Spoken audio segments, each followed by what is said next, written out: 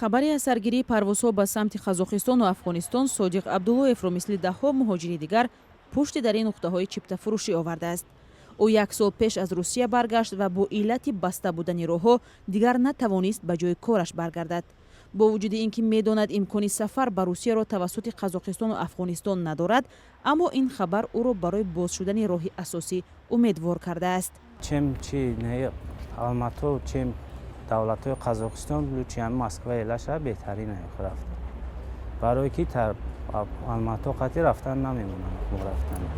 Ҷо мумкин нестам? Мумкин нест. Незаконӣ мешавад давлат қати. Қирамои рейс боша бо хубтаре. мисли Содиқ аксар муҳоҷироне ки бо сабаби баста будани роҳҳо дар Тоҷикистон бекор монданд, бесаброна интизори барқарор шудани парвозҳои доимӣ ба шаҳрҳои Русия ҳастанд. аз сӯи дигар посухҳои норӯшан дар мавриди таъин шудани санаҳои барқарории парвозҳо ба Москав ин гурӯҳи сокинонро саргардон кардааст. иҷо омадем аки бо ҳами чӣ мегӯянд, якми марда гуфта будам, бо 16-ҳамда мегӯянд, оли номаълума раҳо маҳкаманд, оли ҳичи.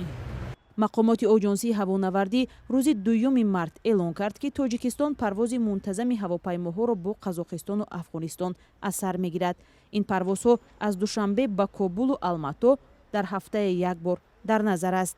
дар ин хиёбони душанбе ки бештар аз 20 нуқтаи фурӯши чиптаҳои ҳавопаймо мавҷуд аст, аксар аз масъулини ин дуконҳо ба мо гуфтанд ки ҳанӯз ба фурӯши чиптаҳо ба самти Қазоқистон ва Афғонистон шурӯъ накарданд ва онҳо таъкид карданд ки чиптаҳо ба ин масир аз сӯи худи ширкатҳои ҳавопаймоӣ аз ҷумла Somon Air ва Air Astana ки ба самти Қазоқистон парвоз мекунанд фурӯхта мешавад ва ҳамчунин чиптаҳое ки ба самти Кобул парвоз анҷом мешавад аз сӯи ширкати ҳавопаймоии Комер анҷом хоҳад шуд ва ҳамин тавр онҳо нагуфтанд ки кай фурӯши чиптаҳоро ба ин ду самт шурӯъ мекунанд.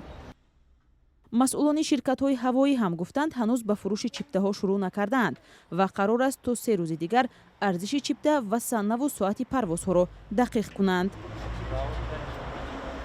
парвози доимии ҳавопаймоҳо миёни Тоҷикистону кишварҳои дигар аз ҷумла Русия моҳи марти соли гузашта ва бо ҳадафи пешгирӣ аз густариши бемории ҳамагир қатъ шудааст. мақомоти Тоҷикистон мегӯянд ҳанӯз тобистони соли гузашта барои оғози парвозҳои доимӣ бо Русия ризоият доданд, аммо ҳанӯз аз Москав посухе нашунидаанд.